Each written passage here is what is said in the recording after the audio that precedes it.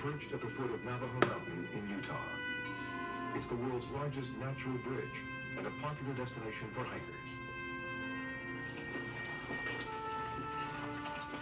High school teacher Glen Wesselmann and his girlfriend Sarah Newberry, along with two friends, begin their weekend hike to Rainbow Bridge.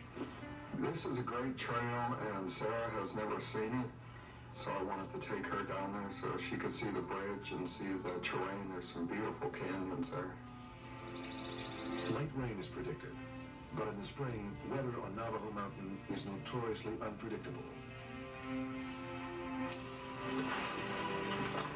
The rugged trails are a challenge for the hikers, especially Sarah.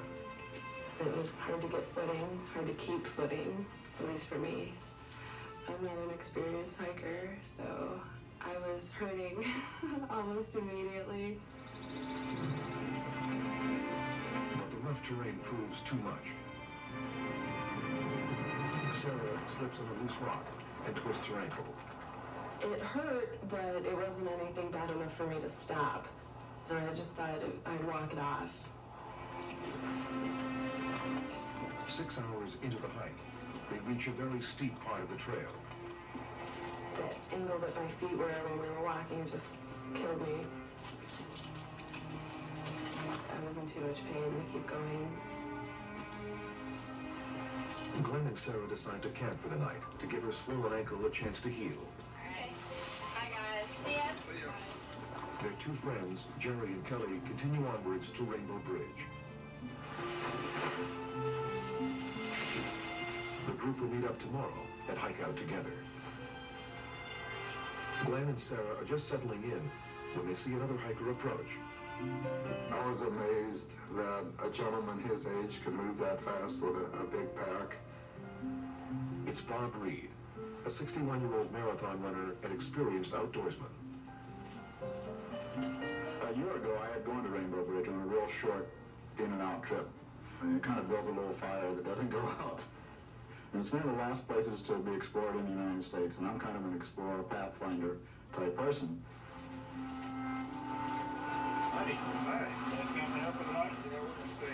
Bob can only offer Sarah some words of encouragement before heading off. Well, hang in there. Have fun. See you. He hikes for a few more hours and then sets up camp for the night. 1 o'clock or so. I could feel light snow, no big deal. Typically, it only snows for a few hours out there, and then it stops. But the snow doesn't stop this time. Then I get awakened by a lot of wind and driving snow.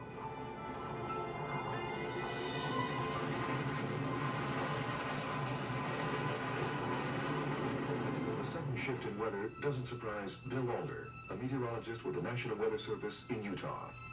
Weather in Utah in late winter, early spring is very volatile. So it can be sunny one day, it can be rainy the next, it can be windy the next day, and then the next day it can be snowing.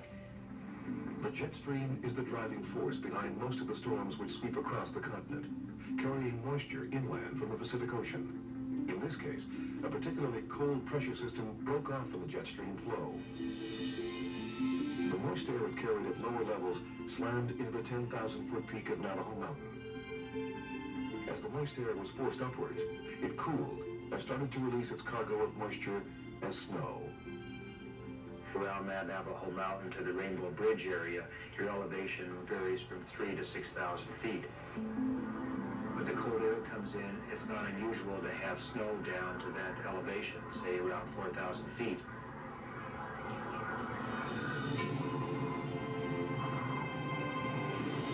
The next morning, it's a total whiteout. Glen and Sarah's friends returned from Rainbow Bridge and set up their own tent. I thought it would just blow over and then we could go from there. But when it continued all day, that's when I got concerned. They all decide to wait out the storm.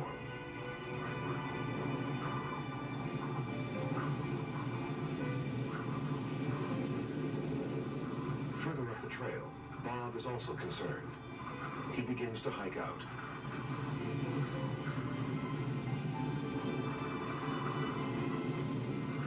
sees that Glen and Sarah are still on the mountain, he checks in.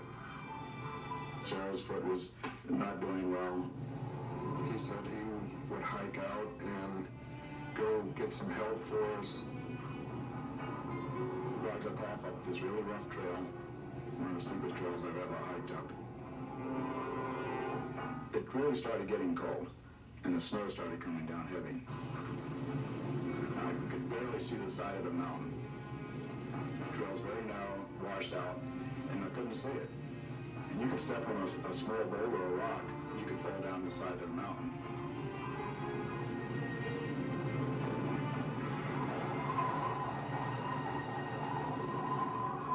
As night falls, the trail disappears altogether. And by then I was getting pretty spacey, because you get really dehydrated, and your mind gets pretty fuzzy. I was making circles, and I'd come back and find my footsteps.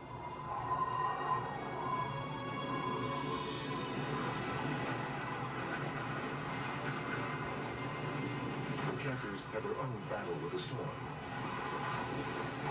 It wasn't scary until the wind started. And it sounded like almost like a tornado or a big train in the distance. A vicious gust of wind flattens the friends' tent, forcing them to join Glen and Sarah. This was just incredible. And it would hit the tent, and then try to pick it up like a sail. Terrified, no one can sleep.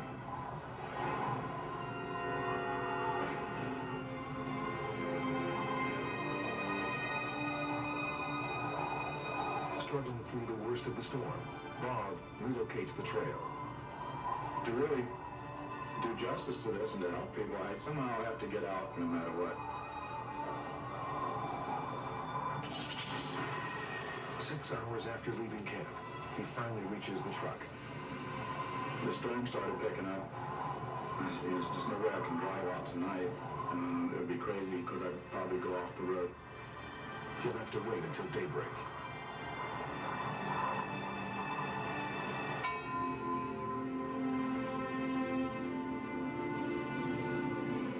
By morning, the blizzard has weakened. We didn't know if Bob made it out. We didn't know if anyone was coming for us, so we just had to assume that nobody was. Despite Sarah's ankle, they decide to hike out. I made it about 200 feet, and I was in tears. I can't go anymore. They're forced to stay on the mountain. Meanwhile, Bob is trying to drive down the treacherous mountain road. It's 92 miles to the nearest town. We started talking about how this is situations where people die. We made a promise to each other that we were going to live. Unknown to the campers, Bob makes it out and alerts the Navajo Park Service. Just hours away from sunset, Glen hears a chopper. But it's too far away to see them. I was waving the vest that my godson gave me. My heart sank. We figured they're gone for the day. Another storm was building up, so we didn't know when they could come back. The helicopter swings back for one final pass. Then, the pilot spots something. I just wanted to jump up and down because I knew they had seen us and that they were going to get Sarah out of there. Sarah is flown directly to a hospital, where she is treated for dehydration and her ankle is bound in a cast. The rest of the hikers are picked up later.